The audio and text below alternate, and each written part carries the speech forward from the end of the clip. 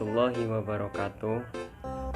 Perkenalkan, nama saya Yogi Septian Rosihul Ilmi dari jurusan BKI 2D semester 2. Tujuan saya membuat video ini adalah untuk memenuhi tugas dari mata kuliah Pendidikan Kewarganegaraan yang diemban oleh Ibu Rizla Diba MPD.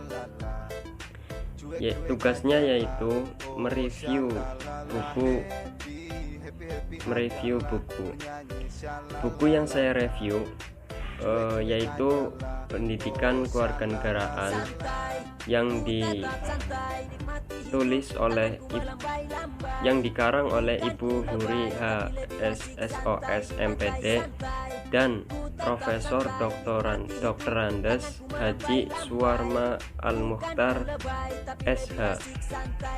Penerbit dari CV Nurani, alamat Jalan Angsara 2, Pondok Indah, Kota Bekasi. Tahun terbit 2016 dan jumlah halaman 135. Oke, untuk mempersingkat waktu, langsung saja ke materinya. Di dalam buku ini bab pertanyaannya menerangkan pengantar perkuliahan pendidikan kewarganegaraan. Oke, langsung saja ke pembahasannya. Pendidikan kewarganegaraan dalam kepustakaan asing memiliki dua istilah. Yang pertama, civic education dan citizenship education. Apabila dilihat dari filosofis sosiopolitis dan psikopedagoginya, pendidikan kewarganegaraan memiliki misi suci untuk membentuk watak dan peradaban bangsa yang bermanfaat dalam rangka mencerdaskan suatu bangsa. Secara khusus, pendidikan kewarganegaraan dimaksud untuk membentuk peserta didik dan manusia untuk memiliki rasa cinta terhadap tanah air. Adapun visi, misi, dan tujuan pendidikan kewarganegaraan di perguruan tinggi adalah visinya sumber nilai dan pedoman program studi dalam mengantarkan mahasiswa untuk mengembangkan kepribadiannya selaku warga negara yang berperan aktif.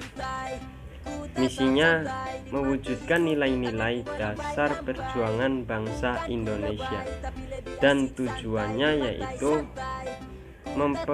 mampu mengimplementasikan dalam peran dan kedudukan serta kepentingan sebagai individu, anggota keluarga atau masyarakat warga negara yang baik. Jadi intinya, pendidikan kewarganegaraan di tingkat perguruan tinggi tidak hanya menawarkan pembelajaran saja, tetapi menuntut kita supaya lebih aktif lagi terjun ke masyarakat dan mengaplikasikan apa yang kita dapatkan di ruang pembelajaran sesuai dengan visinya, yaitu warga negara yang berperan aktif, dan tujuannya yaitu supaya kita sebagai warga negara Indonesia bisa membawa negara kita, yaitu Indonesia tercinta ini, menuju ke negara yang lebih tinggi lagi atau negara yang lebih maju lagi. Next, ke bab selanjutnya. Pada bab 2 ini menerangkan Pancasila sebagai dasar filsafat. Sebelumnya, apa sih pengertian filsafat? Menurut Doktorandes Haruna Sution, filsafat berasal dari bahasa Yunani yaitu philen yang artinya cinta dan sophos artinya kebijaksanaan. Maka dari arti tersebut dibagi menjadi dua kelompok, yaitu pertama, filsafat sebagai jenis pengetahuan ilmu, dan yang kedua, filsafat sebagai suatu jenis problem yang dihadapi oleh manusia sebagai hasil dari aktivitas berfilsafat. Lebih signifikannya lagi, filsafat adalah upaya manusia mencapai kebijaksanaan hidup. Jadi pada zaman dahulu nih, sebelum adanya Pancasila, maka adanya suatu problem. Dari suatu problem tersebut, maka para filsuf berpikir dan berijtihad, maka terbentuklah suatu aktivitas yang namanya berfilsafat. Dari aktivitas berfilsafat tersebut, maka terlahirlah suatu pemikiran yang bisa kita sebut dengan Pancasila. Jadi Pancasila sendiri adalah ideologi dasar dalam kehidupan warga negara Indonesia. Kenapa bisa dinamakan sebagai dasar filsafat? Karena Pancasila sendiri mempunyai sudut pandang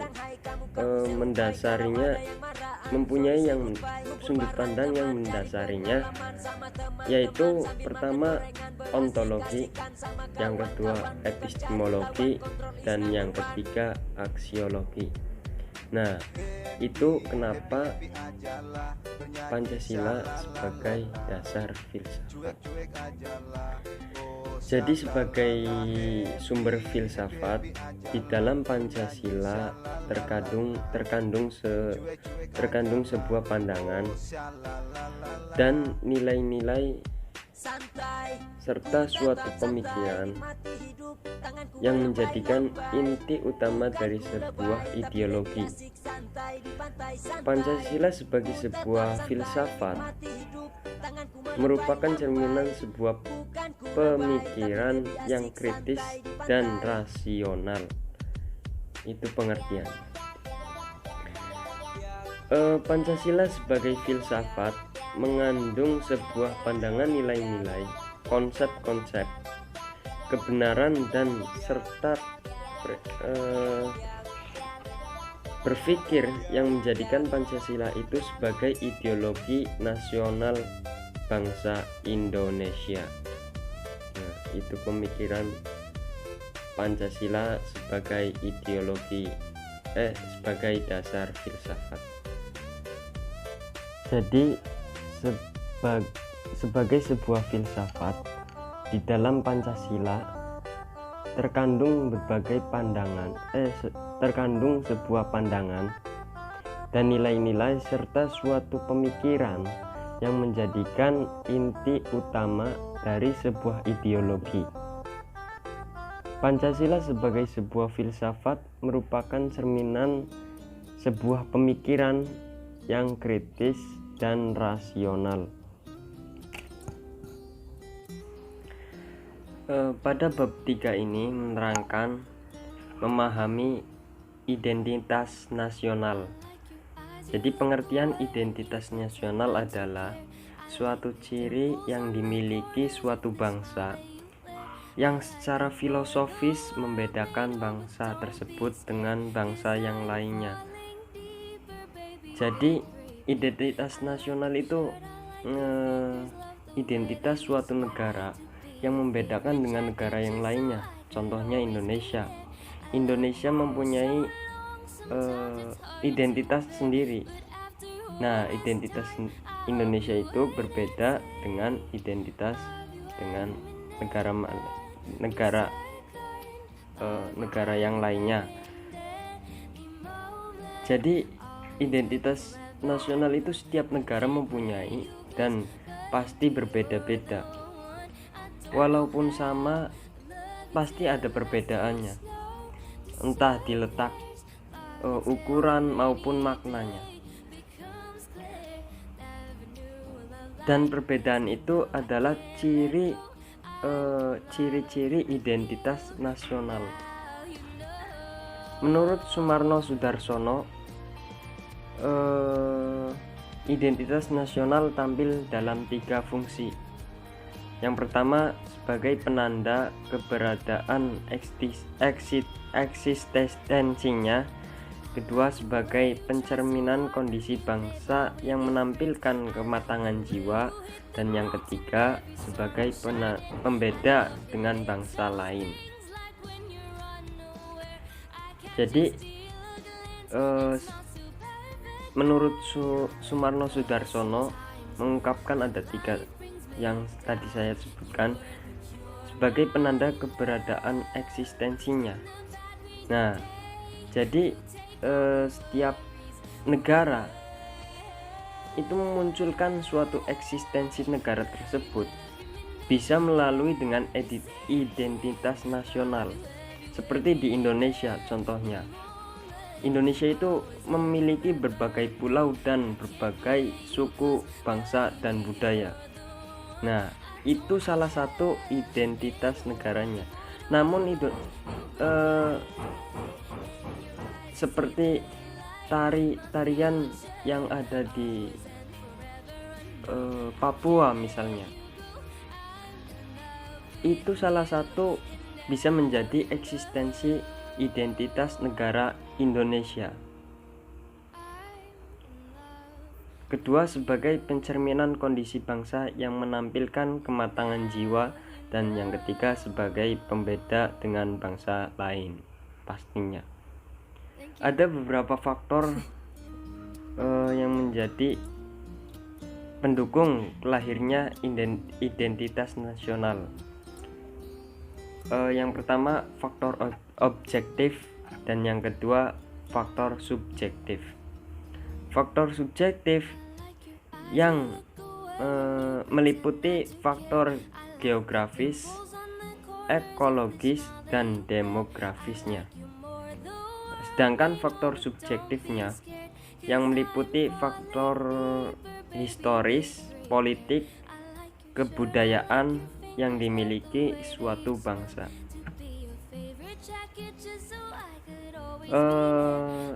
Contoh beberapa bentuk identitas nasional negara kita, yaitu negara Indonesia.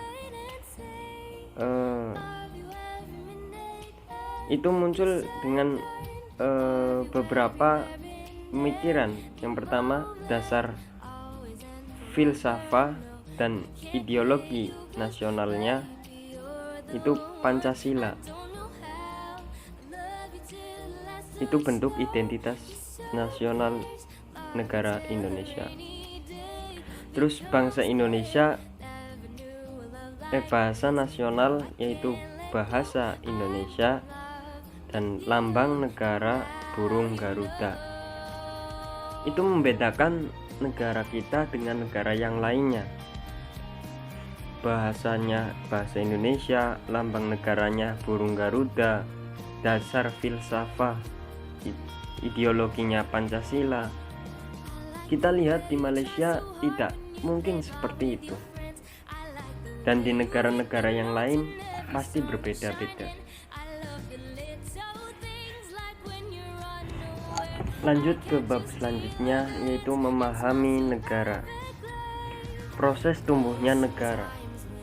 Menurut Otto Buhr adalah suatu persamaan persatuan karakter atau watak yang tumbuh lahir terjadi karena persatuan pengalaman. Pada hakikatnya negara itu suatu bangsa, suatu negara pada hakikatnya negara merupakan organisasi tertinggi dalam suatu bangsa yang menjadi kedaulatan bangsa dan mengatur ketertiban umum. Jadi negara adalah organisasi yang paling tinggi yang mengatur kedaulatan bangsa dan mengatur ketertiban umum. Semuanya itu diatur di dalam tatanan negara. Terus adapun teori-teori terbentuknya negara, yang pertama yaitu teori ketuhanan, yaitu pasti suatu negara ada karena dibentuk oleh Tuhan. Itu teori ketuhanan. Terus teori hukum alam. Negara ada karena adanya alam yang mendukung terbentuknya suatu negara. Teori perjanjian. Terbentuknya negara karena adanya suatu perjanjian sehingga terbentuklah suatu negara. Ya, teori kekuasaan atau kekuatan. Terus unsur-unsur dalam negara. Negara tidak akan menjadi negara bila tidak mempunyai unsur-unsur yang terkait. Yang pertama yaitu unsur rakyat, wilayah, pemerintahan, dan pengakuan dari negara lain. Jadi suatu negara tidak akan menjadi negara kecuali ada rakyat, wilayah, pemerintahan, dan pengakuan dari negara lain. Bila tidak memenuhi unsur tersebut, maka tidak akan menjadi suatu negara atau dikatakan itu negara. Adapun tujuan negara, menurut Plato, tujuan diadakannya negara adalah untuk memajukan kesusilaan manusia, baik sebagai makhluk individu ataupun sebagai makhluk sosial. Sedangkan menurut Ibnu Arabi, dari pandangannya mengungkapkan negara adalah untuk mencapai kehidupan yang baik, jauh dari sengketa dan menjaga intervensi pihak-pihak asing. Jadi intinya ilmuwan tersebut mengungkapkan bahwa tujuan negara itu yaitu tujuannya itu baik. Jadi untuk meningkatkan kualitas masyarakat maupun melindungi masyarakat dari pihak-pihak asing. Adapun bentuk-bentuk negara, yaitu negara kesatuan dan negara serikat. Negara kesatuan adalah bentuk suatu negara yang meredahkan dan berdaulat dengan suatu pemerintah pusat yang mengatur daerah. Sedangkan negara serikat yaitu beberapa negara bagian yang menjadi suatu negara yang berdaulat. Itu mungkin penjelasan memahami negara. Sekian penjelasan dari kami, kurang lebihnya mohon maaf. Wassalamualaikum warahmatullahi wabarakatuh.